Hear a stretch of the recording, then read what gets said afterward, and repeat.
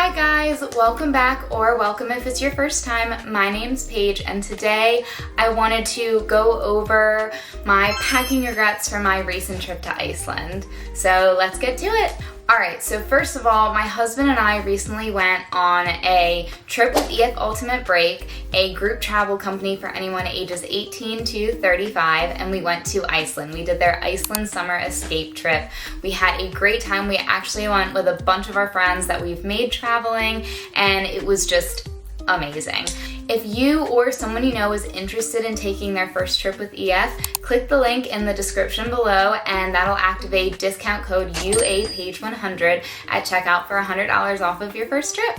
I feel like personally a lot of the time you see videos or pictures of European summer and like these beautiful sundresses, and while I am a European summer girly, I love cute sundresses, I love short sets, I love all of that. Iceland, obviously you're not going to be dressing like that. So I wanted to kind of go over what I was happy I packed, what I'm not happy I packed, what I wish I had packed, to kind of give you guys an overview, because I do feel like packing for colder weather can sometimes be difficult, especially when you don't want to overpack. I still overpacked, but I always make sure that I only pack in a carry-on and a backpack because I am paranoid. My anxiety believes that if I check a bag, then I will lose my luggage and I'll be out of luck. So anyone who is in that same boat or just wants to start packing less, I'm going to go over some things that I'm glad I did, glad I didn't, and yeah.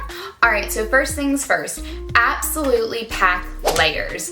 And you're probably like, what constitutes as layers? So I'm thinking like leggings, joggers with some rain pants over top that you can wear multiple days. You don't need to wash them in between because you're just wearing them on top of things.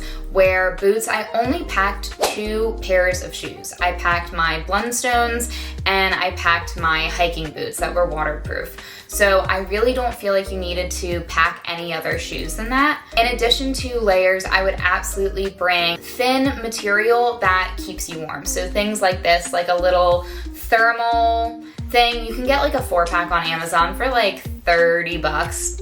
Not bad. And like vests, rain jackets, things that can be put on and taken off depending on what weather you get that day, because Iceland weather does change pretty rapidly, especially depending on if you're driving around the country.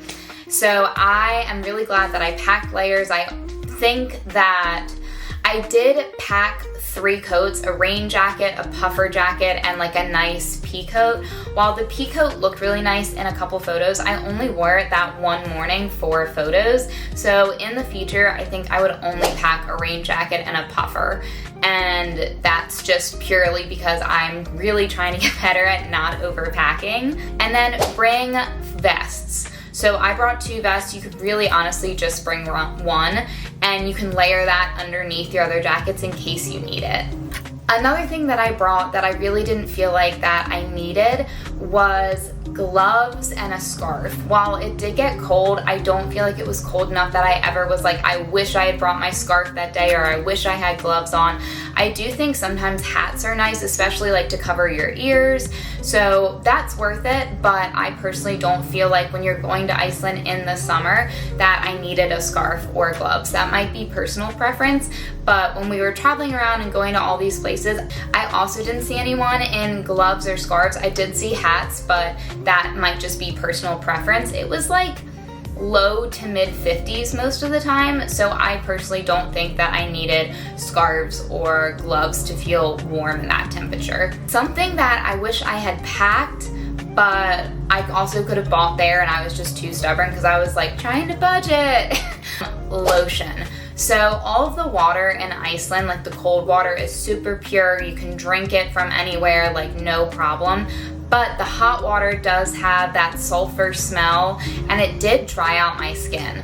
So I personally felt like by the end of it, my skin was so dry from the sulfur. I like to take really hot showers and going to the Blue and the Sky Lagoon. So personally, I think that especially if you have sensitive skin or you're really prone to having dry skin, bring body lotion, buy body lotion over there just so that you avoid dealing with super, super dry skin. Speaking of dressing up, I thought that I was kind of worried going into Iceland. I was like, I'm not bringing any like cute outfits. Like I have a pair of jeans, I have a sweater, but most of it's like athleisure. And I was like, am I gonna feel like just like gross, or not even gross is the right word. Am I gonna feel underdressed going to like eat somewhere or whatever? Honestly, I'm here to tell you that I did not see anyone dressed up in Iceland. In downtown Reykjavik, traveling around, everyone was in athleisure or at the most like jeans and a sweater. Like I didn't see anyone in like super cute, like to the nines, name brand, blah, blah, blah. Like most people were in like rain jackets or coats with hats and, you know, maybe a vest, maybe a flannel, leggings, joggers, some jeans. No one was in like nice clothes. So don't worry about packing, especially if you like to go out and you plan to go out in downtown Reykjavik. Don't worry about packing fancy outfits or heels or nice shirts, going out tops. Don't worry about any of that. Just wear athleisure and layers, because really that's what everyone's wearing. So I promise you, you will not be underdressed. I'm really glad that we brought a backpack and we brought reusable water bottles, because I feel like a backpack, there's just more things that you're carrying around in Iceland than you would on a typical trip, because you have layers, things might get wet, so you have a dry bag, you might want a change of socks, you might want, you know, a bigger camera, snacks for long days driving around, water bottle. I think that having a backpack just is nice. It doesn't have to be super big. I would prefer personally for it to be a little bit more lightweight, and I'll link the one that I used. It was a gift from a family member, but you can use any sort of backpack. It's not like this one was like waterproof or anything like that.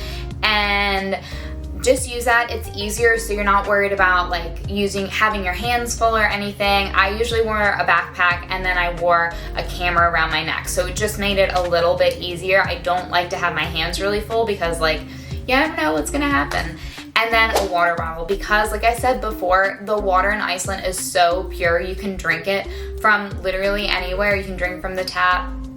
There's free water stations everywhere. So especially if you're someone who drinks a lot of water, bring a water bottle. There's always places at every big like tourist spot for you to have water. So fill up your water bottle, don't feel bad about it, and totally worth it. I know you probably heard me mention dry bag going into a backpack. If you caught on to that, or even if you didn't, what I was talking about is something you can put like your electronics, your important documents, your credit card, anything like that into, so that they don't get wet. I personally, Jessie has like a little dry bag that we did use, but you can also just bring like a gallon Ziploc baggie. Like I had my camera in that when I was worried about it, because they work just as well. They're not super expensive. Odds are you probably have them sitting in your kitchen, or you know someone who does. So once again, you don't need to break the bank. Just be smart about things and be prepared. This might be personal preference, and it also has to do with time of day, but I brought my tripod and I did not use it. Maybe that's just a me thing. Maybe if Jessie and I were out like under the midnight sun, or we went to places that were not as popular, or we were up really early before a lot of people were, we needed the tripod to take pictures. But we weren't usually, I mean, we were up early, but like not like 6 a.m., 7 a.m. early. And I mean, we were up at 7 a.m., but we weren't taking pictures at 7 a.m. But all of these hotspot locations like waterfalls and all of those beautiful landscapes you see, there's usually a line of people waiting. And I saw so many, especially solo travelers or couple travelers, just ask the person who was behind them in line to take their picture. Everyone wants to get their photo. Everyone's excited to be there. Like, it's not weird. Don't feel embarrassed. I personally always try and look for like groups of girls, because like you know that they're on the quest to get that Instagram photo. They know all of the angles, and ask them to take my photo or take Jessie and I's photo if Jessie's not available, you know, whatever. And it usually works out. You can always ask multiple people just to get different people's tries. trial and error. But yeah, I honestly don't feel like I needed a tripod at all, and I would have left it at home if I were to redo this trip. Also, the wind and the weather like could knock that shit over, so even if you brought your tripod, it might not even stay up straight. So just something to think about. All right, guys, I know this was kind of brief, but I wanted to keep it short because I know personally when you're like in the midst of trying to figure out what to pack, or maybe you're a day of or a night before packer and you're just trying to like get through it, make sure that you're packing the right stuff. I hope this helped. I really do. Please comment any questions you have below. Don't forget to like and subscribe for more travel content. I really want to help people learn how to plan for their trips so that they are, you know, feeling confident to travel, because I think everyone deserves to have that opportunity to travel and feel confident doing so.